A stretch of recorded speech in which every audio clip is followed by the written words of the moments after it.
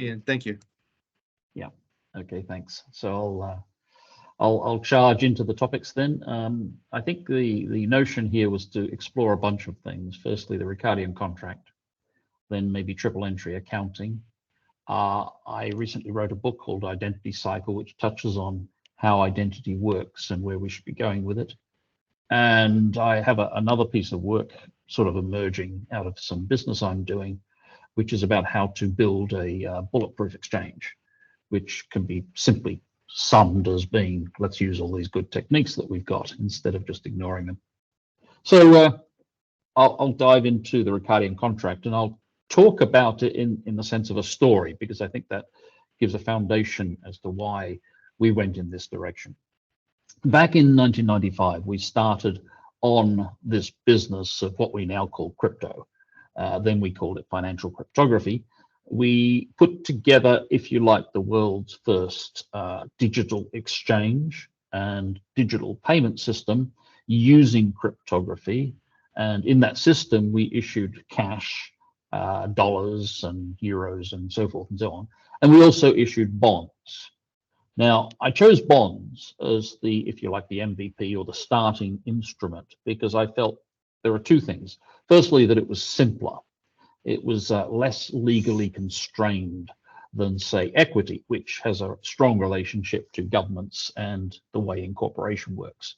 And that was a complexity I wasn't really keen on dealing with.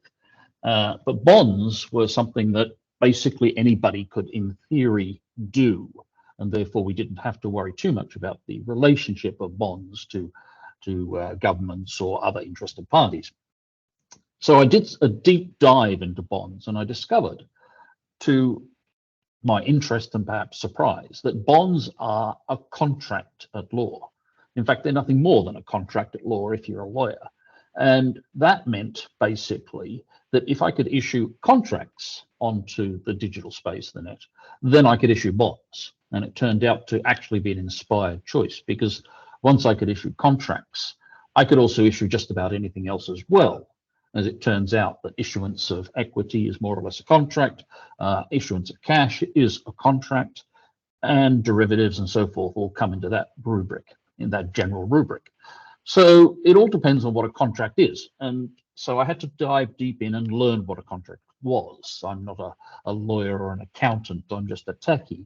So I had to do some research, some learning, and basically a contract is, it's a sum of a bunch of elements. There are parties, there are terms and conditions, there's dispute resolution, there's things and this bits and that bits and so forth and so on. And this is the sort of stuff that lawyers know. This is their bread and butter, and that's fine.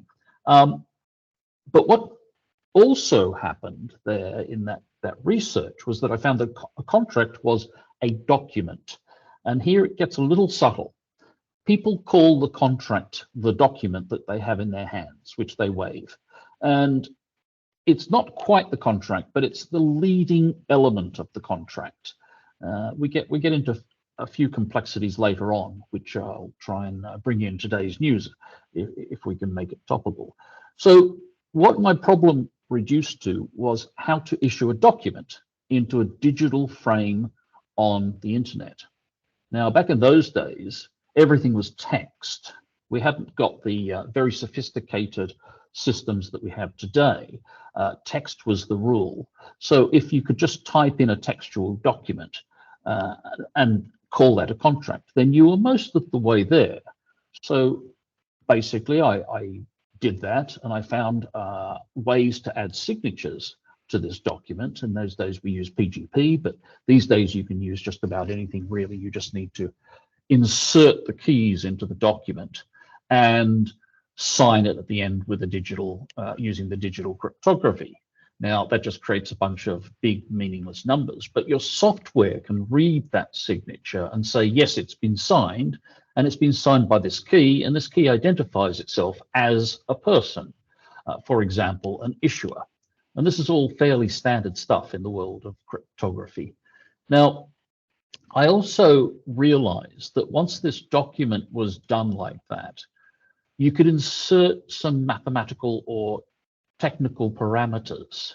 And the most interesting parameters were, for bonds, for example, we wanted a title for the bond. And as well as that, we want an interest rate, we want a face value, and various other things. And these could actually be parameterized. And all that really means is that in the text, you just insert a single line that says face value equals some number, 1,000,000 or whatever it is. And then in the next line, you insert another line which says interest rate equals 6% or whatever particular calculation you want. And then it becomes a fairly simple task for software to read through the contract and pull out those parameters. This is not a difficult task. This is not rocket science. We just need a standard program to go through and pull out formatted lines. And this way, we now had a contract which was signed by parties, and it identified itself in such a fashion that both the human could read it, because it looks like a contract, but also it identified itself to the software. So the software could take this contract and pull out the parameters and display it to the user, which was fairly essential if you think about the way crypto works. How do you identify two different programs, all of the different coins, for example, that are out there? You need a database of some form, or you need a contract, and the contract can carry that database within it. Okay. Now, the next step was to take the document and create a message digest over it. Now, this message digest is just another fancy cryptographic algorithm which creates a number one-for-one with that document. This happened to be perhaps the most stunning thing that came out of the work. By taking the document and hashing it or message digesting it, we could create a single number which would go into all of the data that we consider. So if you think about your blockchain today, you could put the hash or the message digest into every transaction. And by that means, you identify what the contract is. Now, it remains a technical problem to find that contract. But think of the way blockchains work now. We have a fairly simple solution there. We simply put the contract into the blockchain and then hash it and identify where on the blockchain it is located. And at this point, we can now start doing transactions which identify the contract. Now, why is this important? Let's talk about today's news or yesterday's news about the new SEC court judgment that's come through against Ripple. 90% of the problem behind that particular case is because there wasn't a clear contract. If Ripple had taken the steps that I've just outlined, written a proper contract, explained themselves to their users, and then placed that contract into their blockchain, and then used the hash in every XRP transaction, they would have clarified what it was they're up to. And then any enforcement and any users would know what was going on. The software would do all the heavy lifting. If you wanted to find the contract, you would just click on the button that says, go find this contract. If the software wanted to show you what the contract said in parameter terms, it would come up and say, yes, it's XRP. I've extracted XRP from the contract. And now you have what is fairly clear information. Why is this important? If you look at the whole process of the SEC's filing system, 90% of it is about filing the contract. And now what we've got is the technology to be able to do this on a blockchain without necessarily having this large centralized service provided by the SEC. Now, the SEC does provide additional service in terms of actually reading the contract and making sure it's vetted and so forth. But we've now moved on from needing a centralized service to do all this. A blockchain can now do it all itself. So this turns out to be a pretty significant possibility. Now, why isn't it done? That's a very interesting question. And I found over time that there are two reasons why it is not done. And that's because, firstly, people are more or less ignorant of the concept of contracts. Most of the people in blockchain don't understand what contracts are about, and they don't understand the necessity of having them. And we can easily put that to bed because there is always a contract. There's always a contract in an issue of a digital asset. If you don't know what it is, what you're doing is exposing yourself to quite variable results. You will find that the courts will tell you what the contract is. In fact, the courts are expert in contracts. They really are, and it's part of their job to find the contract. So they will find the contract, and this is what has now happened, or is happening, with the XRP case. They didn't put the contract out there, and now they're being told what the contract is. The second reason why people don't do this is because they know about the contracts, but they don't want to go through that discipline and fix themselves to be bound by the contract or bound by a contract. And in this case, they're signaling, if you like, that they're scammers. They basically want to trick the user with some set of words and avoid being bound to them, and then proceed to scarf up the value somehow. So there's two reasons why this hasn't been followed. Basically, the people involved in the blockchain industry are either ignorant of contracts or they're scammers. And I think both of those are a bad outcome. So I'd like to propose to you that there's actually a fairly simple fix to this whole process. Instead of running around trying to enforce this or enforce that or blah, blah, blah, you could simply say to the world of blockchain, you can do an issue and we'll consider it on the merits. But step number one is show us the contract. Show us the contract that you're offering to users. And by the way, you get better points if you were to stick it on your own blockchain and refer to it in your actual transactions, because then the user has access to all the information that they need to understand what the issue is. I think I'll stop there and ask if people have questions about this whole process. Yeah. Is that a good thing to do, or? Sure, we can open up the questions. If people are putting questions into chat, could somebody read them off? Because unfortunately, I cannot see the chat myself. Ah, I see the chat. There's no questions there.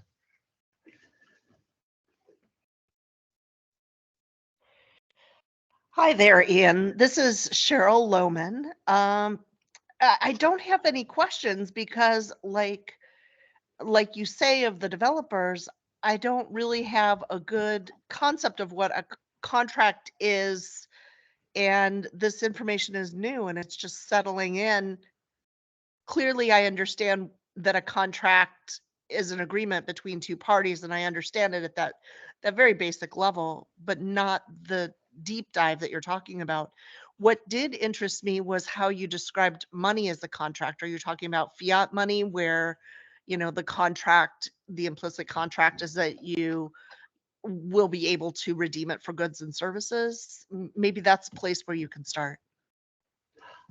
Yes, well, money is a contract, and if you recall back in the day, the money notes that the Federal Reserve and various other central banks issued would have words on it to indicate its contract, and it would have been something like, we promise to pay the bearer in silver dollars. Now, those words were taken off over time, and you could argue, or they argue, that they're no longer necessary, but fundamentally, there is a contract between the issuer of a money and the holder of that money.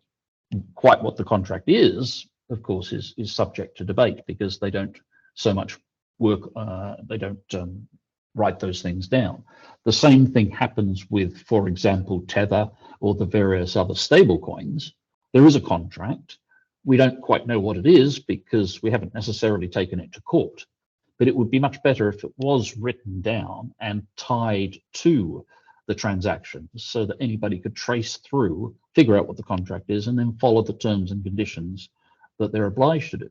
And that sort of contract would include documentation as to how to redeem that unit into fiat or bank currency. And I think one of the things that's going on with the Tether world is that you can only directly redeem if you're dealing in a very large amount, such as 100,000.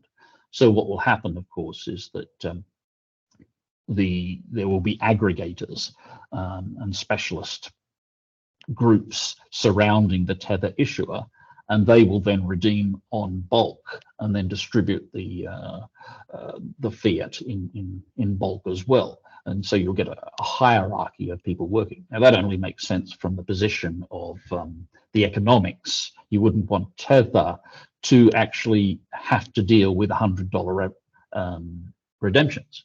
Now, all of these terms and conditions and the process by which they change and so forth should be written into a document that should be, in some sense, tied to the instrument itself. How is that for an explanation? Does that help at all? A little bit. I'm trying to even conceptualize what it is about this that is beyond what I can grasp, because it seems very straightforward on the surface, and yet there seems to be an underlying current there that I'm just not picking up on. So one of the things about cash, for example, is that we think it's the same thing, but it's not really. There's a difference between the money notes in your pocket and the cash at the bank. And even the cash at the bank has differences. So if you're sending money around the world, for example, there's different rates at which you can send the money. Some money clears in 24 hours, some money clears in 48 hours. And what these indicate is that money isn't one single thing. We work fairly hard to keep the price of it equivalent around the place, but different forms of money are different. And these differences are expressed as contracts. So the money at the bank is not the same thing as the money at the Federal Reserve, and it's not the same thing as the money in your pocket. We work hard to make them seamlessly exchangeable, but there are differences, and sometimes those differences become very important. And that's the job of the contracts, to try and document those so that everybody fairly knows what's going on, what sort of money they hold, and what are the conditions, what are the limitations. Yeah. Okay, I'm following that. Then I go ahead and I flip and I look at it from the binary aspect that the SEC is looking at crypto so far. In other words, that Bitcoin is going to be a commodity, much the same as money is considered a commodity. And yet now you're layering on top the contractual issues that typically the SEC is applying to smart contracts, more like an Ethereum kind of thing. And yet then there's also the debate between the distinction between what is a security specifically and what is a commodity. Yes. And if you're, for example, issuing some asset onto a blockchain, then you should be describing in reasonable terms, you should be making a stab at saying this is a security or this is a commodity. And to do that, you have to write those things down. Now, whether it is a security or a commodity is only your initial opinion as an issuer. And fundamentally, it is for the courts to come and decide what the real answer is. They will decide that what you thought was a commodity is a security or vice versa. But the starting position should be for the issuer to write all this stuff down in a contract and offer that to the holders of the instrument. So, Cheryl, if you don't mind, this is Josh. I have a question then, Ian. So what you've discussed so far, we've talked a bit about different types of monies and currencies and different kinds of contracts associated with them, whether those are digital or physical or fiat or something of that nature. My question is, I guess I have two. The first one is, in cases where the underlying source material, so let's say it is, we can use Ethereum perhaps as an example. So the code itself is public and visible to anyone who knows how to code, right? Or visible to anyone, but certainly legibility is questionable, right? But so it's open and visible. There are areas of transparency throughout. It's not, we'll say, spent as a currency, and the Ethereum network itself does not act, as far as I understand it, as a clearinghouse to directly exchange Ethereum for fiat currency. So with these things all being said, what would constitute, well, let me ask you this. So with that, take that, put a pin in that. If we're discussing contracts themselves, it seems like, and please correct me on this if I'm wrong, but it seems like a contract is a statement from the issuer that has some sort of legal binding based on what their intent is. And if that's the case, and we don't have that from these issuers, then how do we factor this level of transparency into the project itself? Yes. So if you like, that's the question of the current age. How do we bring them to start treating their contracts more seriously? If you think about Ethereum, or maybe I take Bitcoin. With Bitcoin, there is a statement rendered into the code that there are 21 million Bitcoins to be issued. Now that's a contract, or it's a contractual statement. The issuer, or the people responsible, or however you want to term them, Satoshi Nakamoto and so forth, made a very firm commitment to only issue 21 million coins. And it was done according to an algorithm. Now, the rendition of that contractual statement is in the code. What would have been nicer would have been if there was a document stating that, and that document would then be, if you like, a leading document showing the intent, and therefore claiming to be binding on the developers. The problem there being that although this claim has been made, 21 million Bitcoins only, the developers can change the code. There's 5 key developers which sign off on the code. If they decide today that they're going to double the amount of issue, they can do that. So what stops them? What stops them is a contract. So that's why we would want a contract to be treated seriously and placed at the beginning of the Bitcoin blockchain. Now, this wasn't done. What was done was a white paper.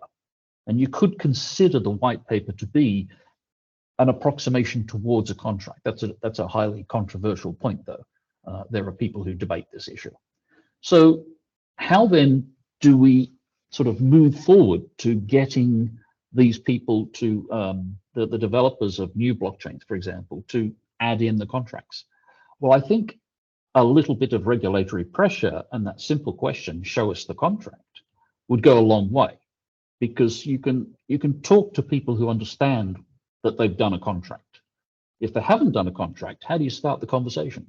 It's quite hard. It's better to get out there and say, look, you'll get much more respect from us if you've actually made a decent stab of writing a contract. And we can give you some general guidelines, or we can give you a template, or something like that. Does that come close to answering the question? It certainly does. And it also, in my opinion, necessitates the follow-up question, which is, if the original intent of projects such as this were to be either anonymous or outside of the existing legal systems and and traditional governments, then how can, let's say, for example, well, let's just say, how can the spirit of that be maintained while still creating a legal or trustworthy obligation through the issuance of a contract, as opposed to something like a white paper, or Yeah. maybe even in addition to a white paper. But how can the spirit of that be contained? So there is one method that we can do. It's not a completely perfect method, but there again, we are in the world of law, and that's not a completely perfect artifact. What we can do is, for the blockchain or for a bunch of blockchains, we can choose arbitration.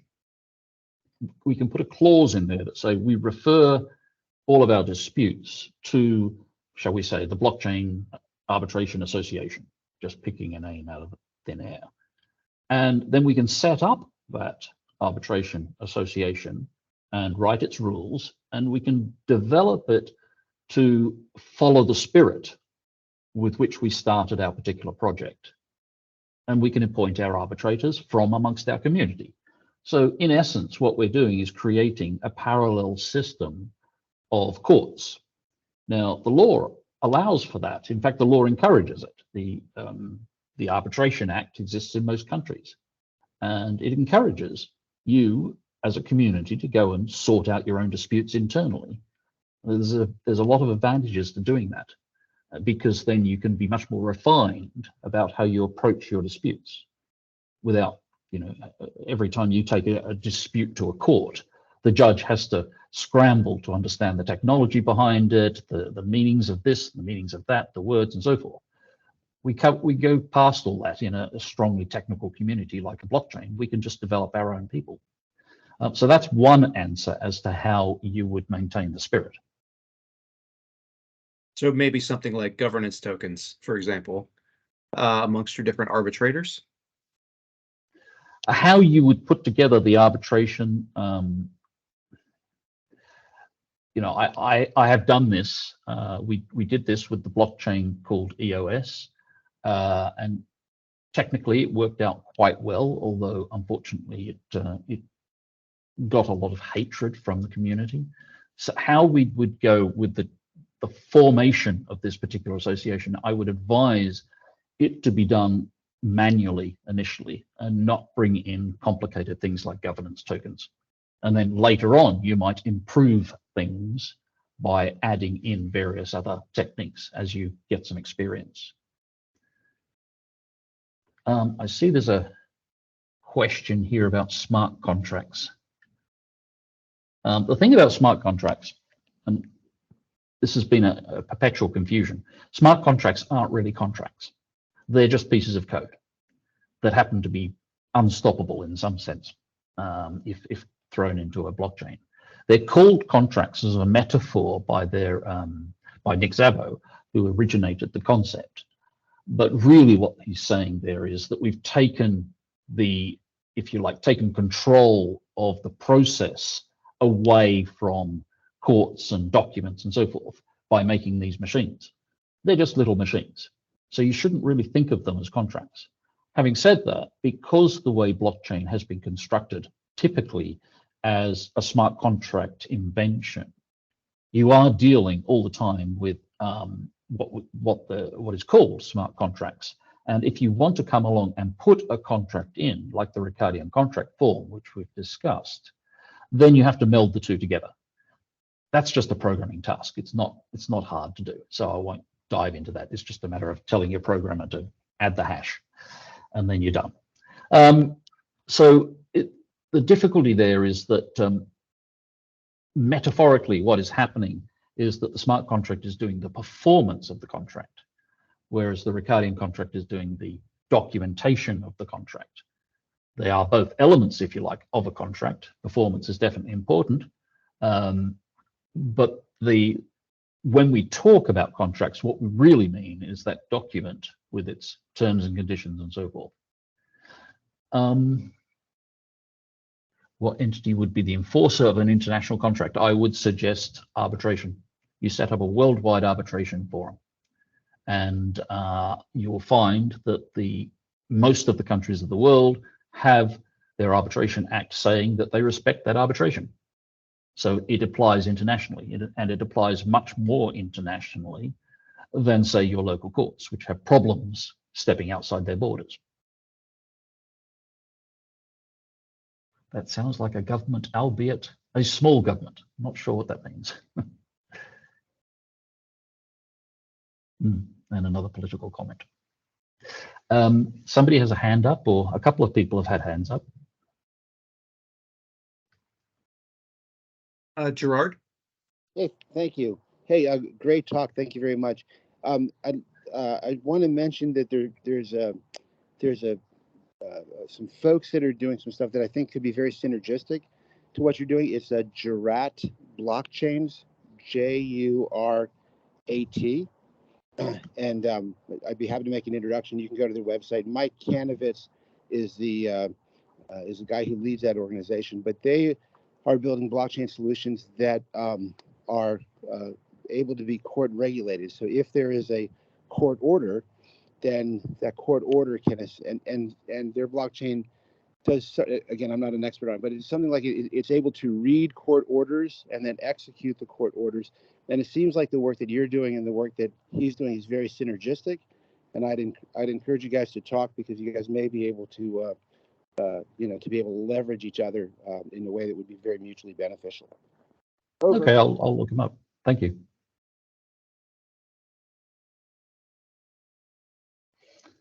Omar? Yeah, good morning, Gerard and Ian and Josh. Question, Ian, regarding smart contract, because you just demystified it for us a bit, because we think of smart contract as the execution of an actual contract by using code, and we're hoping it will be supported by litigation and the court. I don't think that's how you see it, and that I'm fine with that.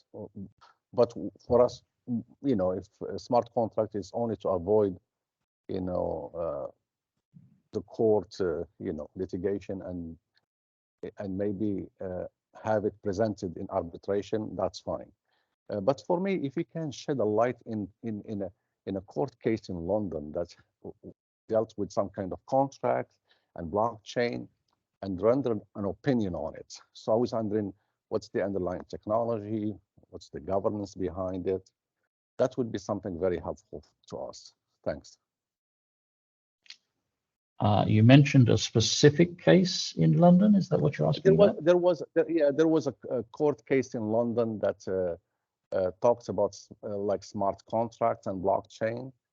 I don't know if you're aware of it, but that's something that I'm trying to find out exactly, the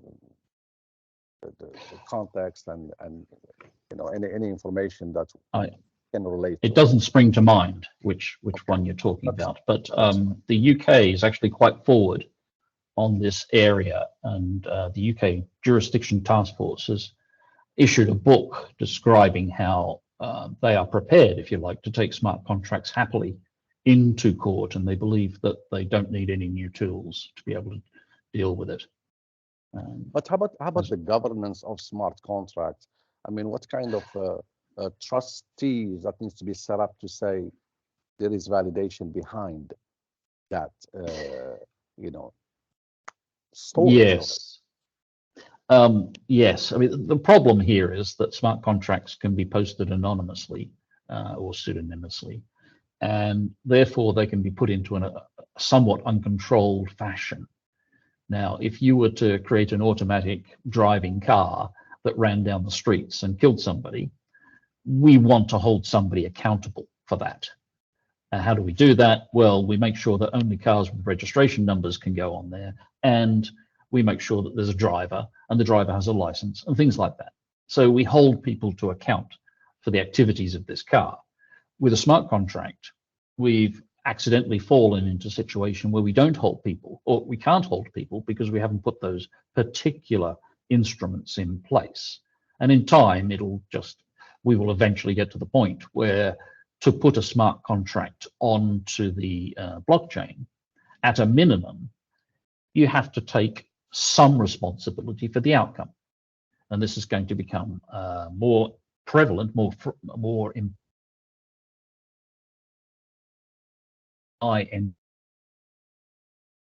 now, that's already been done in very formative senses, and some interesting things have happened there. But once you get to the point where you can start putting very large engines on blockchains, you've got a double layer of who's behind it. So we need to somehow clarify at least how there are going to be disputes rendered over the activities of these things. And smart contracts are no exception there. And once you have the responsibility laid out, then you can start to talk about what governance you would put in there in routine terms, how you would change the smart contract, who's allowed to change the smart contract, which particular laws it should follow, etc., etc. Of course, this takes away from the spirit, the original spirit of blockchain smart contracts, but you can only go so far with an invention if you want to keep it completely unconstrained. So societies will put constraints in somehow, some way, at some time. How close is that? Yeah, no, it's very close. I think for me, smart contract, we start thinking of it as a real contract, which is not. I mean, it's an execution of certain terms using code. Yeah. That's it. That's about it. Yes. But for us, I mean, we still have to think of how we make things binding contractually, and when it comes to our securitization, our bond. We're not there yet. We might just revert back to the old way of doing contracts and just make them exist in the chain somehow. But Yes. from what I'm hearing from you, there is no, I mean, smart contract is not going to replace the real contract we've been dealing with. That's just No, and as I say, there's always a contract, and the courts are expert in finding that contract, and this is precisely what's going on with the Ripple case that's just dropped. Ripple have said blah blah blah. The court have said no. This is what the situation is. Here's your contract, etc., etc. I haven't actually read the Ripple case, so I'm guessing that this is what's happening. Thank you very much, Ian. Okay.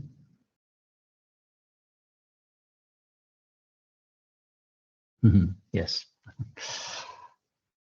I don't want to drift too far into the AI question because it's highly controversial, but all good fun. Perhaps at this point, unless there's more questions, and I noticed some extra hands going up and down and so forth, but I could drift across to the TEA, the triple entry accounting discussion. Yes, please. Okay, so what happened with triple entry accounting was that a bunch of people around the world started converging on a design to do accounting in a digital fashion. Now, let's talk a little bit about double entry accounting. Double entry accounting works because it has a method of redundancy built into it. And what that means is there are two entries for any particular event, and the entries reflect each other, they match each other. Now, this becomes very important when you're uncertain about the quality of your accounting. So if you can imagine your accountant in a company and so forth, what they can do if you're just using a simple single entry style system is add a line item to create some value. And then they can draw it out and steal it. Now, the problem with that is you can't tell really what's going on. Double entry solves that problem by saying, okay, if the entry is matched with another entry and they both reflect each other, then it's a good entry. And if we didn't want it, then it's probably fraud.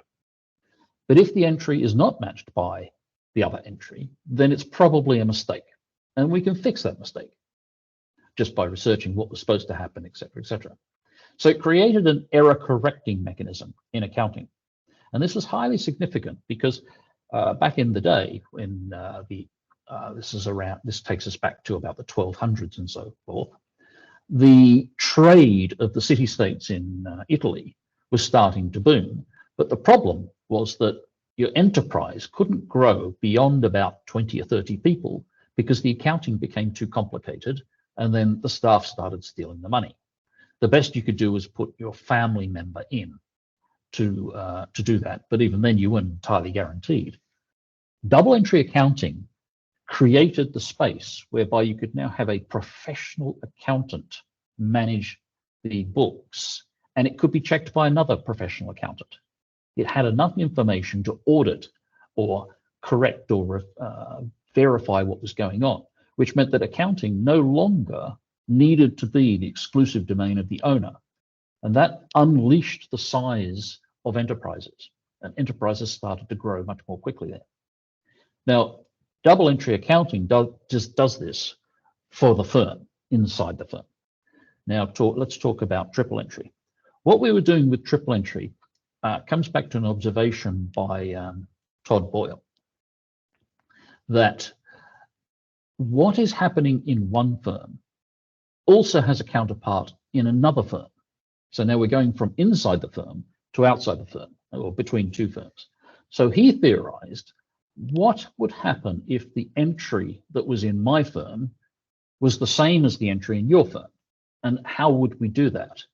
And independently, we both came to the same conclusion, that the way to do that would be to have the two firms prepare the entry in joint and then pass it across to an individual third party to sign off on. And the reason for having that individual third party do that is that we wanted to put a stake in the ground at that point in a transaction or a flow of events, such that we were saying this document is now an important document. Secondly, we wanted to have an independent third party take and recover that entry so that the two of us don't start playing games against each other, especially in the case of loss. If I lose all my entries, then you can start to play games with me because I don't have visibility anymore. But I can go back to the third party and get my copies back. And therefore we have this, if you like, this triumvirate, this triangle of strength. And out of that, this process, Todd Boyle, he did it by basically doing a standard web service where he set up a company that allowed two companies to post their transactions onto the same company, and that same company would create the entries and then distribute them back. He did it that way. I did it with financial cryptography by creating what we called a receipt. What we were doing, and I talked about the Ricardian contract and so forth, which talks about the meaning of any particular asset. That's one thing. That's the law. That's the contract, etc. Then there's the accounting for the asset, which is a completely different topic. It's orthogonal, if you like. They intersect at some point, but for the most part, it's a completely separate subject. So what we did was we built an accounting machine to be able to handle financial cryptography assets. And in this sense, for various computer science reasons, what we did was construct a client software that would sign a payment request, which would be much like the old checks, the paper checks, send it across to the server or the center, and that server would check all the various accounting things it wanted and whatever other restrictions it had, and then it would wrap that into a receipt.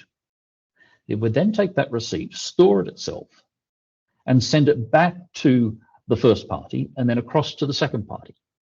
So now that receipt, because it was digitally signed, was guaranteed to be the same in each instance. And we got to the point where now we could say, and this is a sort of little aphorism that's been invented, we could say, I know that what you see is what I see.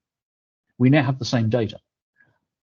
If you then take that one transaction and that one receipt, and then you add in all the other transactions that we do together or with other parties, we have a collection of receipts. And we can now say that the fundamental information that we need to reduce it down to its absolute essential quality of information in a concise sense is the set of receipts. If we have all the set of receipts, then from that we can analyze it and find all the other information that we need. Now, what this created was a situation where instead of there being double entries facing each other in a book, we had triple copies of the same entry, and out of that emerged the acronym or the phrase triple entry accounting, which was originally coined by Todd Boyle. So this method, which he had independently designed, and I had independently built with my team back in 95, 96, turned out to then be an extremely strong mechanism for creating accounts and not losing track of things. So the systems that we built basically ran for years and never lost any values, which is good. But what we need to do is think of the scope of what we're talking about here. Double entry was about the accounting inside the firm. Triple entry is about the accounting between firms. And triple entry does for the accounting between firms what double entry did inside the firm. And we've moved from the position whereby the double entry system is actually an opinion of the owner. The manager of the firm has created an opinion of what's going on. Triple entry goes a bit further than that, because we've taken the event and two people have signed off on it and then submitted it to the third to create the receipt. We've actually created a fact in data. That data happened. It's unlike a double entry system where the information can be changed at any time. The triple entry system creates facts. And if you then turn around and look at some sort of monetary instrument like Bitcoin or Ethereum or whatever it is, those entries that are in the triple entry form become the transactions. And what you now do is you need a technical system to be able to collect all those entries and keep them. And if you like, that's what blockchain was about. Blockchain is certainly the Bitcoin form, less so the Ethereum form, is a triple entry accounting system for creating records between many, many players. And the blockchain itself is the independent third party that signs off on the transaction by putting it into the blockchain between two different parties like yourself and myself. That's a rough description of what's going on. Oh, I should mention that the two come together, Ricardian contracts and triple entry accounting come together because when you create the issue, the contract, when you create the contract of issue, you hash that. And that hash then goes into every triple entry accounting transaction. So now you've got, if you like, a space of these hashes, these message digests, which is infinite in size, more or less, which allows the accounting to identify which transactions relate to which other transactions simply by measuring the hash and comparing them, making sure that they're equal. Okay, perhaps I should stop there and take questions. Hey, Ian. So this is Josh again. So essentially, my understanding is you're saying the triple entry accounting was made possible by the advent of digitally timestamping documents. Is that a reasonable statement to make? That's one way to look at it. Yes, in the sense that you do need somebody who sits in the center to digitally timestamp documents and sort them. They have to be sorted and ordered because another task is to then take the set of prior transactions that you've already done and make sure that whoever's running this particular new transaction has the value by counting up the prior transactions. So if you like, the issuer has to do that as well. So that if it is correct to say that an issuer in a triple entry system is a timestamping service, but they're also much more because they also have to do money. They also have to count and make sure that new transactions are approved because they're not going into debit. So what makes a blockchain like Bitcoin, as far as triple entry accounting goes, what makes a blockchain like Bitcoin different than one like Ethereum?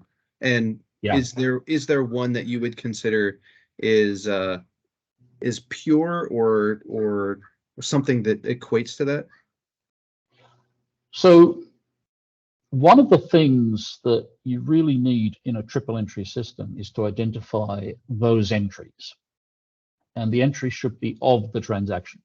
Bitcoin has the UTXO model, whereby you have a transaction sitting on the blockchain, which refers backwards to other transactions.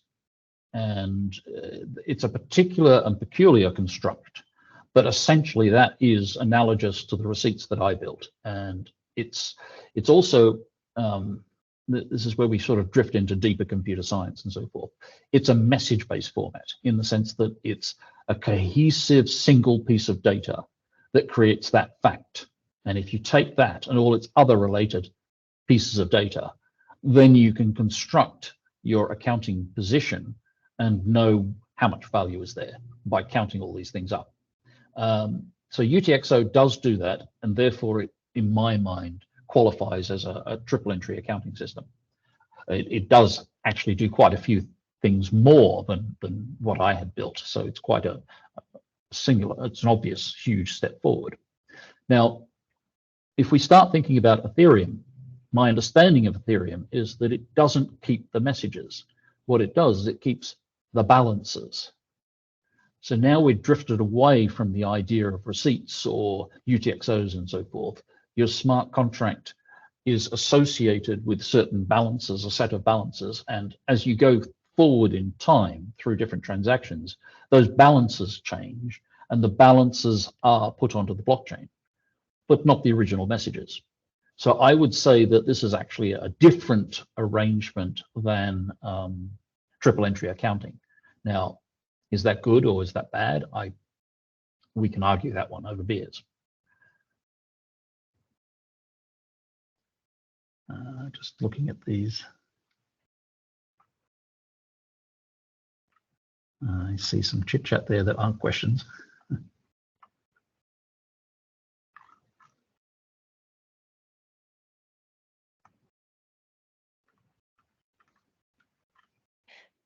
I don't believe. I know we're almost Yeah. at time. I was curious if you had any thoughts about, you recently wrote a book about the identity cycle, and if you had any thoughts on the importance of identity related to what you're talking about today.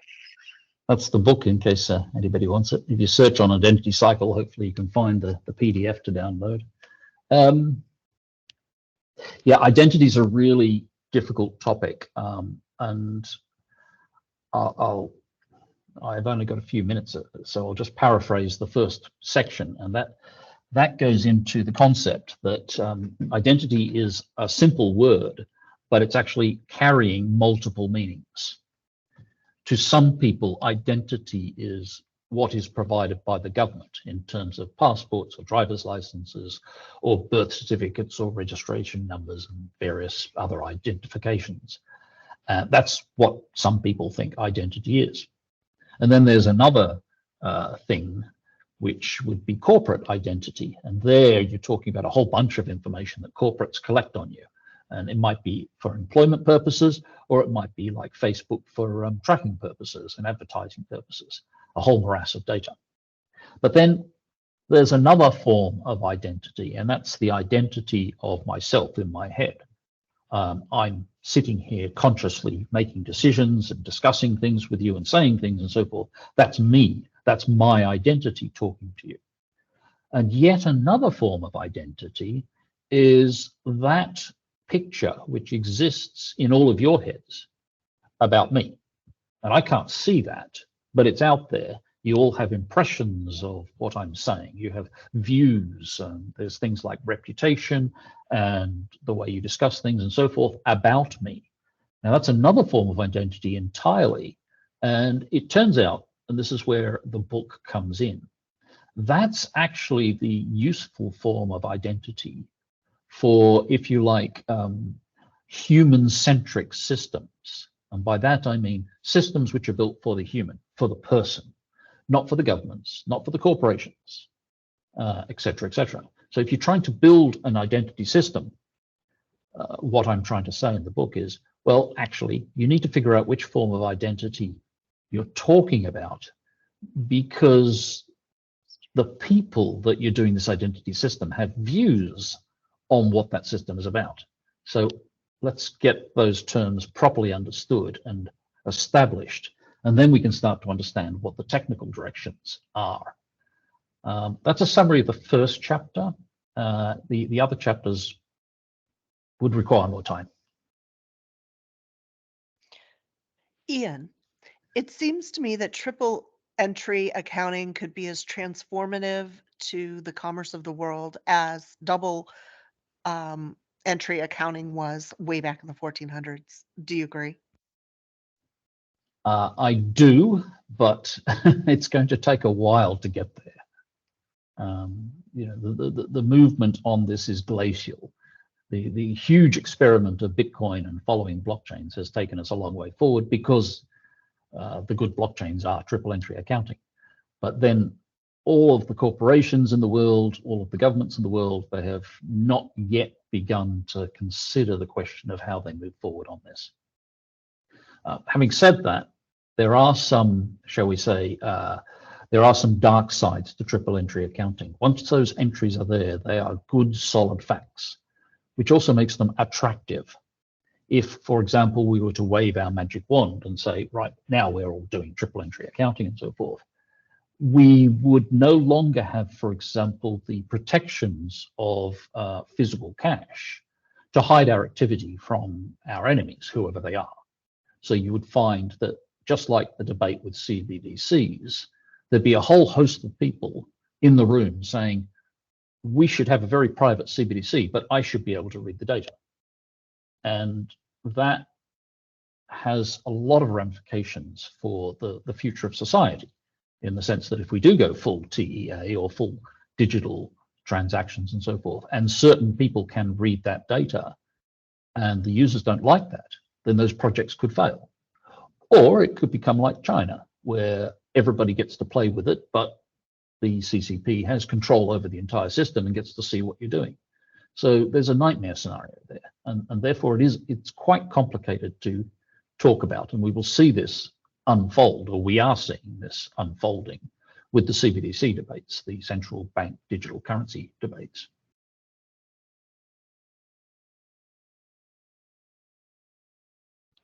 Thank you for those insights. Hey, Ian, it's Josh. I'll go ahead and stop the recording now.